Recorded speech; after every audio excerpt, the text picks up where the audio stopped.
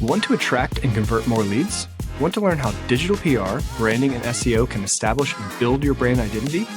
Welcome to the Market Movers Building Brands and Links with Linkify podcast. We answer these questions and help you ramp up your brand visibility and credibility. Let's cut through the noise and make your business the talk of the town. We're your hosts, Nick and Chris. Let's get this show on the road. It is an absolute pleasure today to be joined by Kyle Roof, the former lawyer, don't hold that against him, turned SEO scientist. He relatively recently sold his SEO agency for a healthy exit, but retains his community over at IMG, where he shares awesome case studies and brings together like-minded SEOs that continually try and prod the Google algorithm to see what they can learn. He is also the man behind PageOptimizer Pro, the tool that takes the guesswork out of on-page SEO and benefits from the years of testing and learning that his team has undergone. Kyle is also a prolific speaker. Myself and Nick have been fortunate enough to see him speak on multiple occasions. Linkifi also did a joint study with Kyle last year about no-follow links passing juice, and he has also consolidated his position as an SEO fashionista, sporting some of the most colourful shirts not only in the SEO industry, but the world afar. Kyle, welcome. That was a lovely intro. Thanks so much. Lovely. Okay, Kyle, so from lawyer to SEO, can you tell us about that journey?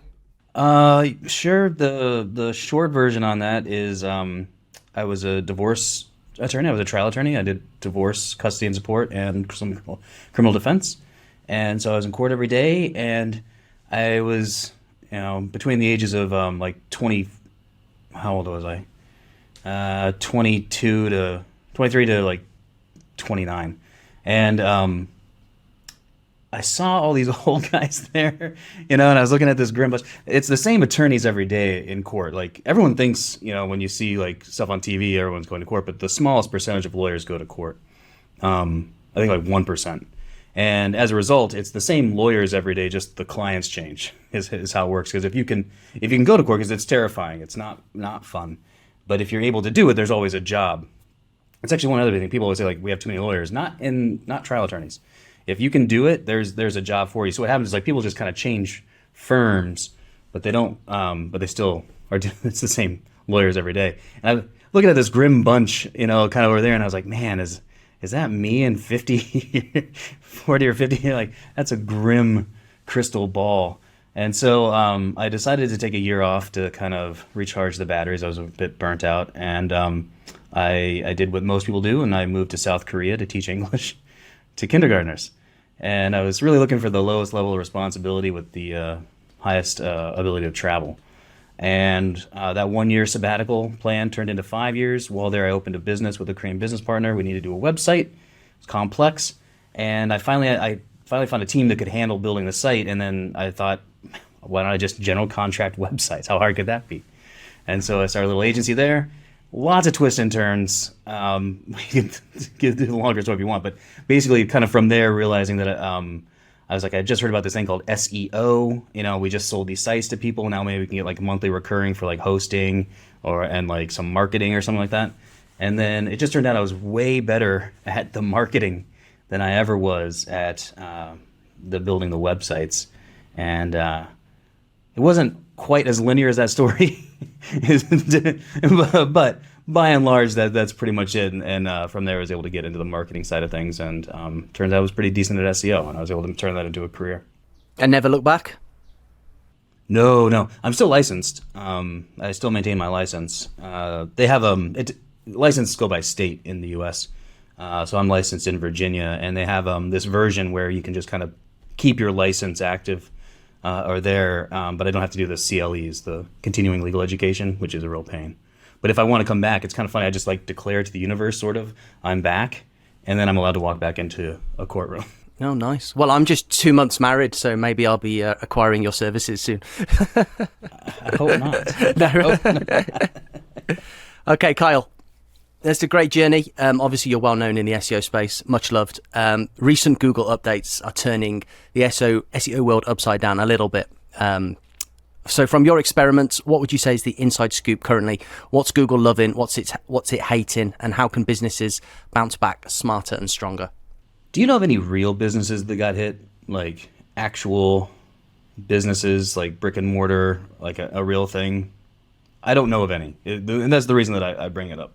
And so it's something that you always want to get into is how can you be real, or how can you present as real? And so whatever version of what you're trying to do online, there is an offline version of what you're doing. And then I would look at those sites and how because they're going from offline, their actual business to online, most of them. I would try to find those ones that these people have an offline version. What do their sites look like? And any clues I can glean from them is exactly what I would be doing. I do think I think on a couple things, like they were hit with like HTU type stuff, spam type stuff. That I think a lot of that comes down to, are you real? Are you something that's trustworthy? Are you giving those signals?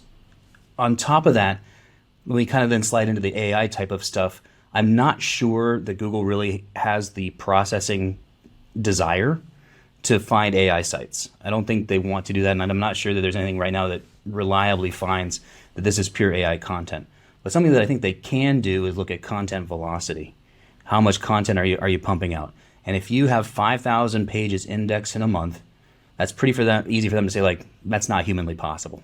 Unless you're, Fox News, MSNBC, CNN, you're like AP News, like you've got that level of editing going on, then yeah, you can crank that out for sure. But if you're bobsbigboats.com selling boats, like you're just not cranking that out. And so what I think they could do is they could just say, like, if you've got that many pages indexed in that short of amount of time, just it can't be helpful. It must be spam. And I think that they can, and I think they have penalized sites that way, just saying like, this is clearly it's not possible. It must be done through things that we don't like with our guidelines and ping it. The other thing that I've seen hit though are people that have been throwing some elbows and showing their sites, showing what they're doing online. That seems to be a big thing. The Google has really cracked down on that. The scary part though is I've heard that in addition to if you've had a site that maybe you did AI content and flaunted it a little bit. What I've heard though is that a lot of those sites, everything within their search console got taken down as well, which is interesting because I had a similar situation with me a few years back where Google took down a site, but then Google took down a bunch of sites that I was associated with, but they weren't all in the same GSC, which is pretty interesting. They weren't connected at all. So this just really seems like a blunt force sort of penalty where like, all right, you said you were doing this, that's fine. Now we're going to just ruin everything that's in your search console at the same time. So I think there are kind of three different parts of that. One is making yourself as real as possible.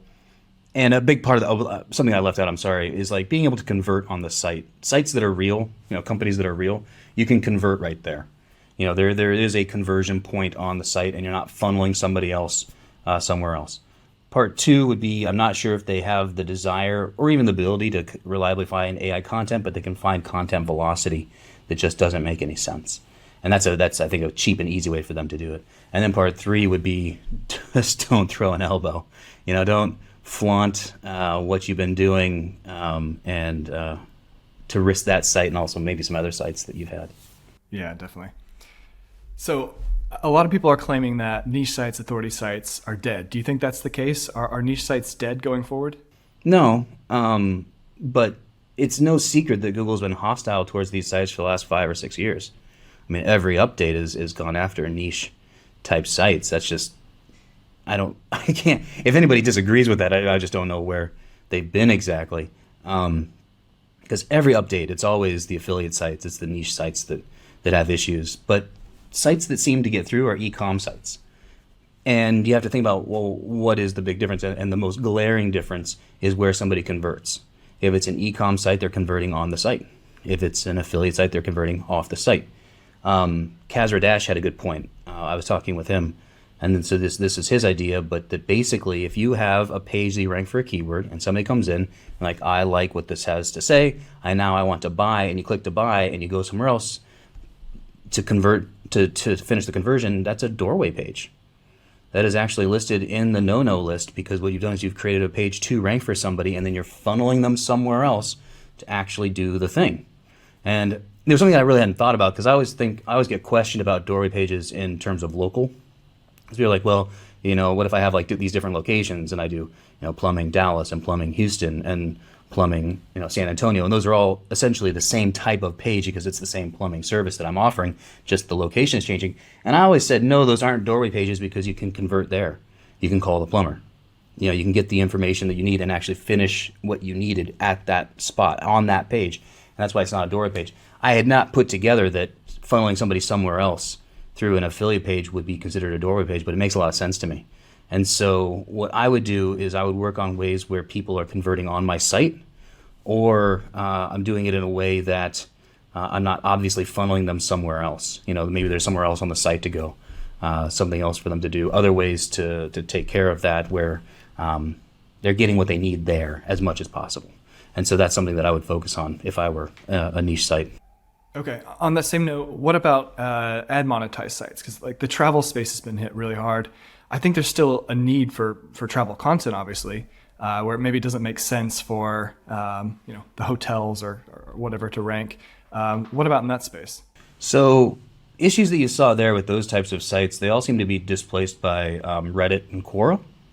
And so one possibility there is that both of those sites, what they do is they have user comments where the information is immediately vetted by the community. So if somebody makes a statement on Reddit or whatever, it's immediately vetted and upvoted and downvoted. And so the site has a mechanism for determining if something is good content or not, just by virtue of then the person that goes to it can see like, okay, this is helpful because I can see this person made the statement and these people confirm it, or these people disagree with it. I know that it's not helpful. So while the answer itself may be helpful or not, or good or not, the idea is that there's an opportunity for that information to be vetted.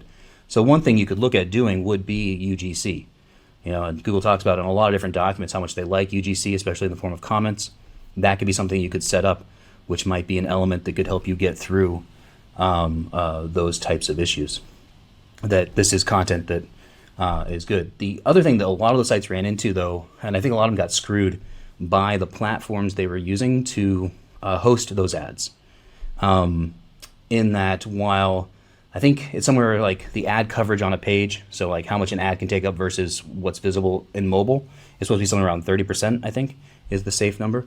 And I know a lot of people that were on platforms that said that they were underneath that, but then when they actually went to check, which they really hadn't done before, you could see that coverage was 80%, or 90%. And that was just by virtue of going off of the platform's default, this is how many I want. And so what I'm doing is I saw a lot of screenshots of people that were putting out great content. This is real stuff. These people live in these areas. These are reviews by, or recommendations by people that are actually from that location on a particular travel site that I know. But you could see ads on top of ads when you pulled up the thing, and they hadn't really looked at it in mobile, and they hadn't looked at it in regions that they were targeting. And so I think a lot of those sites got screwed. Now, other sites that didn't get screwed, because Google isn't looking at the page. They're not looking at the page and saying like, okay, there's 80% coverage here. So you have to think about what could they be looking at. Things they could be looking at would be maybe in Core Web Vitals on like blocking time. When a page can actually be used, when can it be utilized, because all those ads have to load first. That could be a trigger for a site that has too many ads on it. Another thing would be how many outbound links are going out of this page. And so those ads will often have multiple links going out of them. They might be served at different times, and so a page might end up with 30, 50 outbound links. And then you can say like, well, that's not great. But that's just by virtue of the ads that are on there. Not that they've done anything nefarious, not that their content isn't great, but those could be little triggers, little things that would be like, you know what? Nobody can touch this page for a certain amount of time, and there are way too many links going out of here. And just, again, by saying because you've got that going on, it's just not what they want in the SERPs. And also that there's nothing then to verify this information where that UGC might come in. So those three things for those types of sites might be the things that I would look at on how I'm going to handle it. Making sure that my blocking time is good. First contentful paint is good. I don't have too many outbound links going on with these ads. And that perhaps there's an opportunity for community vetting through a comment system. And I think that's the point as well, is Google is measuring everything, aren't they? When when a user hits a page. So I think those user signals as well, if a page is covered with ads, like you said, if the conversion is happening on page or if they're being funneled off to another page, how much the user is interacting with any given page, all of this is being measured. And this is probably more important now than ever, to be first of all aware of this information, and then creating a strategy to optimize these signals that you're sending to the robot, because it's not a person, it's the robot reading the signals, isn't it? That's right. And I mean, they've been talking about Core Web Vitals for a while, and for the longest time, they've been an absolute nothing burger. But it is possible they've turned on elements of it because they realize they can use that as signals for sites that they don't want for these other reasons. So it's not that they're looking at those sites, but they know sites that are doing this also have these performance metrics. And then they can easily kind of say, like, okay, we don't know if they're doing that because we're not going to really look at the site, but we can say, like, okay, they've ticked enough of these boxes of things that we don't like kind of on those performance metrics levels, those user interaction levels, and then they can just say, okay, fine, we're going to get rid of it. So that brings us to my next point. Google isn't really sitting down looking at websites and seeing, oh, this is too many ads, this is that. But what they have done, which you touched on earlier, is they have, in an unprecedented, well, not so, happened to you a few years ago, they've gone in and manually de-indexed a bunch of sites.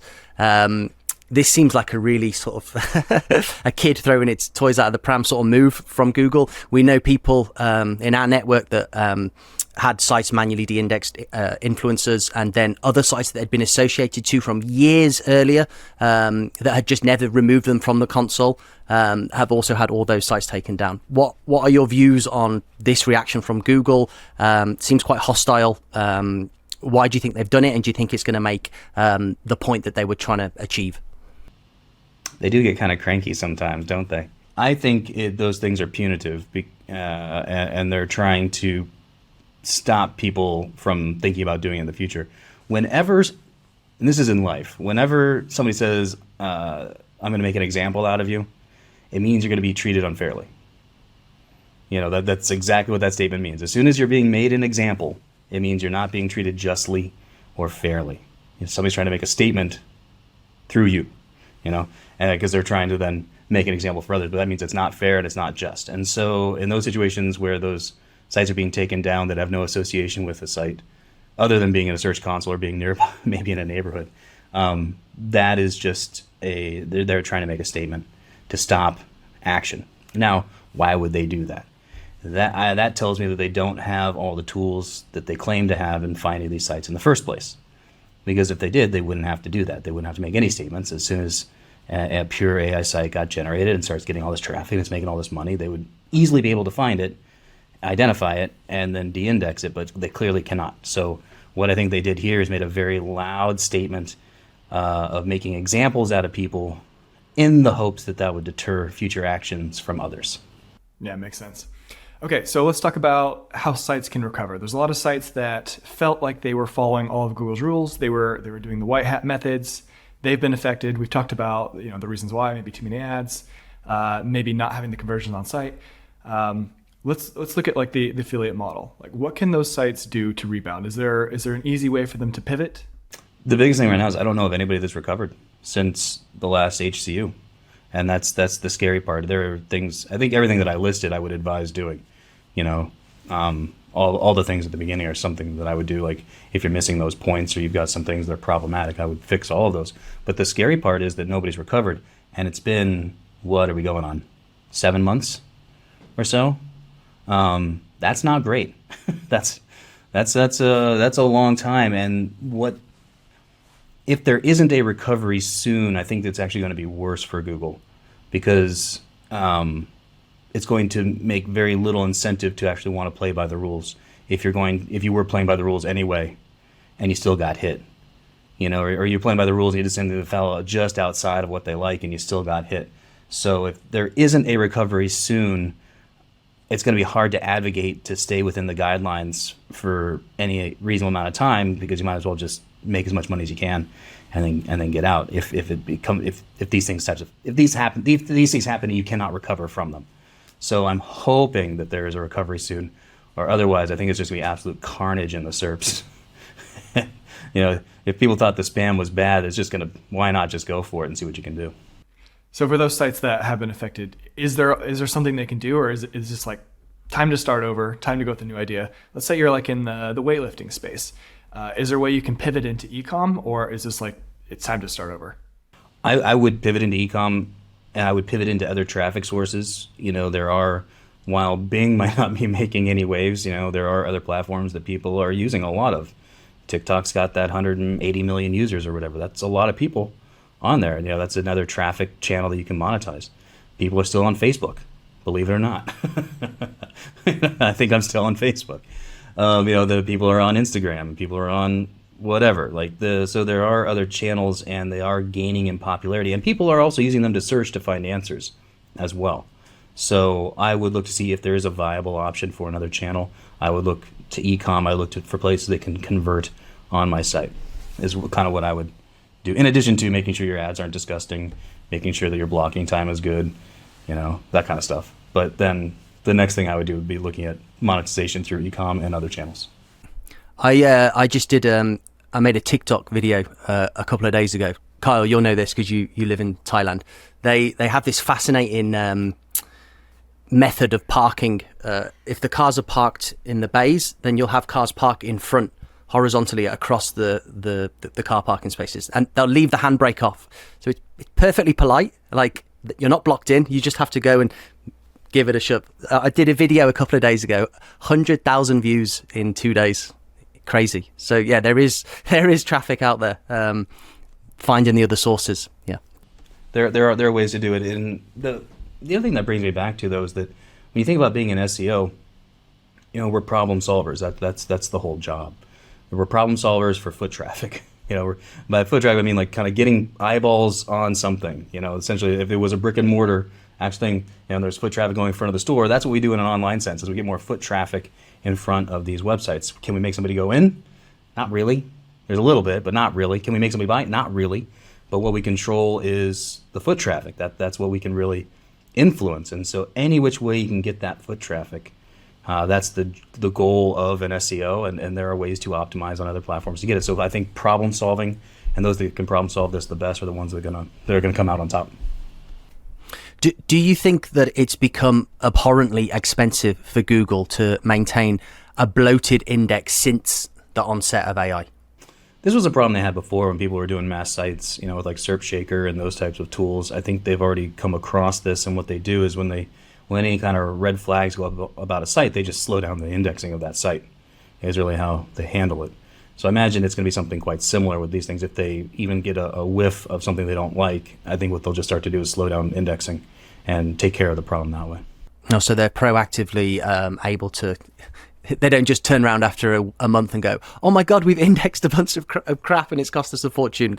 Yeah, no, and I think they've already had this problem. Like, they've already talked through this one from 10 years ago, and so I think that's how they'll approach it. The other thing they do is they kill your AdSense accounts. They just take away the money. If they're unsure, they just take away your money, and then they're like, "Well, we'll hold it indefinitely, and you can appeal. Good luck." So they take away the monetization that you had of it in the first place. So either they're taking it down through slowing you down, or they just stop you, make it not viable economically, in order to spin up these sites just as you're going to lose money, and as soon as they find out, they're just going to hold all your cash. Is Google happy to index vast quantities of pages if they believe the content to be good, if from all of their checks, blah, blah, blah, blah, blah, like the old strategy was cover every keyword within your niche? That could result, you could have a huge team of, human writers, like you said, with the big news publications, but are Google happy to index many, many pages if all of their other checks deem the content to be worthy of their index? For sure, and they do. Like those sites, the big news sites that are legitimate news sites, they all get their pages indexed regularly. So that means Google is crawling them and indexing them. So for sure. And sites that are regularly publishing, they're all getting still crawled and indexed as well. So yeah, I think they will totally do that.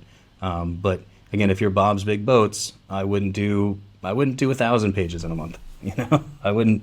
If you think about like what can you put out reasonably, 1 to 2 a day, 5 a day, like, whoa, we're cranking it out. So that's 150 in a month. That's maybe the top end of something I'd look at if I was a smaller site. Gotcha. So how do you think SGE is going to shape the future of SEO? I know we're all excited for more changes in the SERPs. Who knows? I think here's my hot take. Whatever LLM they're using right now for it will be gone in a year. And so that'll take with it a lot of those features. The ones they'll just deprecate features that don't quite match the whatever model. So whatever they're using behind that won't be the same thing that they're using in 8 months even, come Christmas.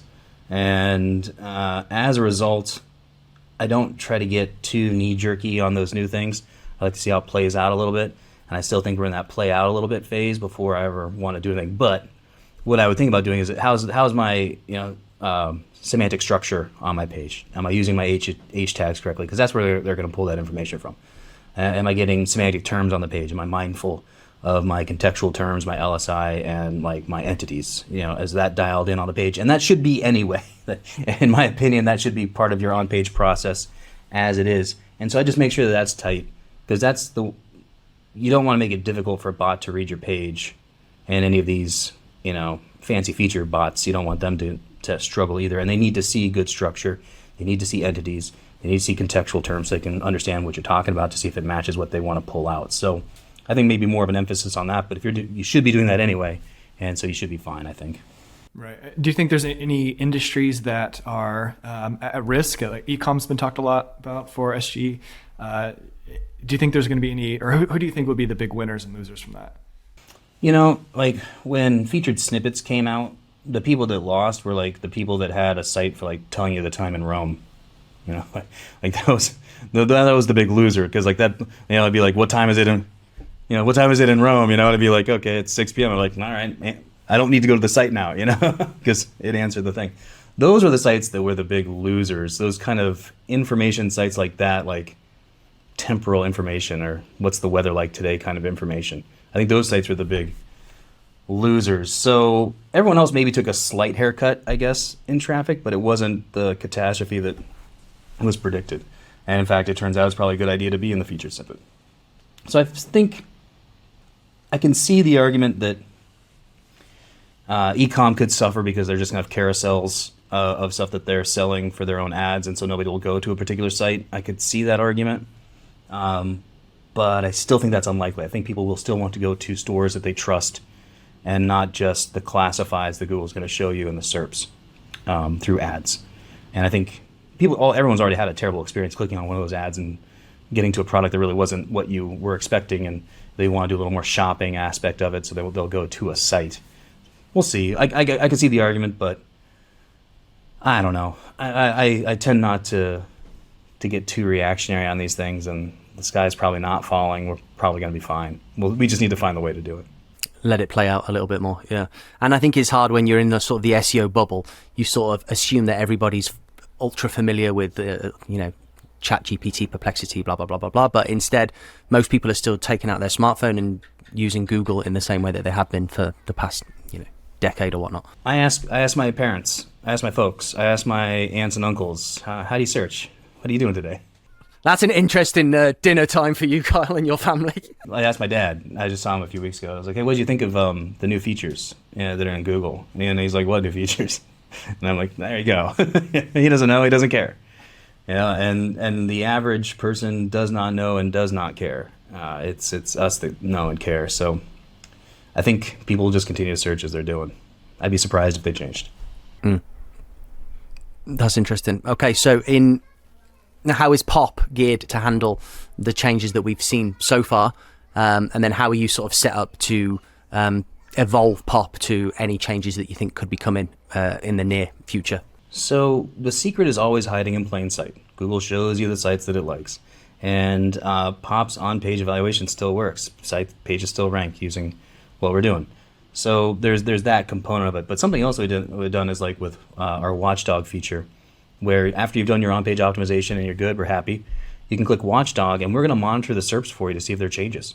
Has there been an update that shifted competitors? Have new competitors come in and become more competitive on you? And so we're going to tell you there's been shifts, like these are out, these are in, you've moved here or there if you were on page 1, and then here's what you need to do. We actually send you some recommendations on terms that you should add to your page to stay competitive. So you need a method to stay on top of it. That's actually one of the classic questions in SEO is like, how do you stay on top of it all? This is a way to do it. And I think it'll be very, very important going forward to stay on top of things, because things do feel like they're picking up pace quite a bit, don't they? In terms of the regular updates, and then also the core updates, and then any other fancy update they want to throw in one or two times a year. So I would use a feature like that to monitor my SERPs to make sure, because as soon as those things happen, the goalposts do shift on what you need to do for your on page, and that's a big thing that I would mention. The other thing that we're doing is we are adding a lot of AI features. Hopefully next week we're coming out on our EAT tool, looking at kind of, is this good content from an AI perspective? Because the AI can read it and look at your sentiment, your tone. It can tell you if it thinks it's good content or not, if it likes it. Just as like some sanity checks. Is this content getting into, is it in the ballpark? Is it where it needs to be? And then with like EAT signals going to like your trust and your authority and all that, we're kind of adding in EAT signals using AI in a way that we think that Google could potentially use it. Not that they are necessarily using it, but kind of trying to stay ahead of the game in terms of where it might go, so that we have that as an option for people. That's awesome. On AI, how do you think sites should be using that for content? Content sites, publishers, you mentioned Google can't quite detect AI. Do you think that's a risk in the future, that they'll get better at detecting it and crack down on it? So what do you think sites should be doing? Should they be using it to create content, or should they still be using only human writers? No, you should use it as your first draft. It's a great way to get a first draft, but I think you should always think of anything you get, regardless of the tool you're using, it's 70% of the way there. You still need to add human elements to it. You still need to add proprietary data to it. You still need to add something to the conversation so that this is unique. But I think it's a great way to kick things off, to get a good outline, to get a decent enough draft where then you can hand it to editors to edit and to rewrite. But I would consider it about 70% of the way, and then you're going to have to do some work to get it done. So never push a button and post, but definitely use it to speed up your content ideas, your content schedule, and your initial content creation. And then I think, to jump back on a point you made earlier as well, is be hyper aware of your output velocity then as well, if you're going to use AI. Easiest thing is like, I just got 5,000 articles. Let's just post them. Avoid that. It worked for a bit though, didn't it? It did, for sure. And those things always do. And they always do. It's just a matter of time, really. Yeah. Well, you've got a knack for predicting where Google's heading next. Peering into your crystal ball, what's the next big thing in SEO? Well, we need to see if there's going to be any recovery from these sites that got hit. The ones from late last year and the ones from early this year. And I think that'll give us some guidance and some direction as to what's the most economically viable path forward for these types of sites, for these types of niches, what you need to be doing yourself to protect yourself. That's going to be mission critical. So I think the next 3 months will be very telling for us, getting through Q2 here, to see what's going to happen in terms of any dial backs, any recoveries that are confirmed, and that kind of thing. And then I think we'll have a much clearer picture going into the end of this year. So just see if things come back. Is really the biggest thing. And then I'm sure people will tell you what they did to come back. And I'm sure that'll be an interesting list, but we'll have to parse through that. But that's what we need to see first. See if there is actually any hope, any actual recovery, and then from there we can make some better predictions and kind of a better path forward into how we should handle any of this. I thought we'd seen a mass scale of site recoveries, and then I realized it was April Fool's Day and Twitter was just on fire. The best step is to turn off everything on April Fools. Yeah, I'd forgot. So. All right, so I think our last question is, what role do you think backlinks will play for SEO in the coming years? The same thing that they've always done. They tell you some things authoritative. Backlinks are votes. And not all votes are created equal. You need votes from more authoritative places. I think there will be still, if Google can't trust the content, like if they really struggle with the content, then they will trust links more, and getting links from guys like you will be a huge part of maintaining that authority. I think you're going to need, those links from high quality sites.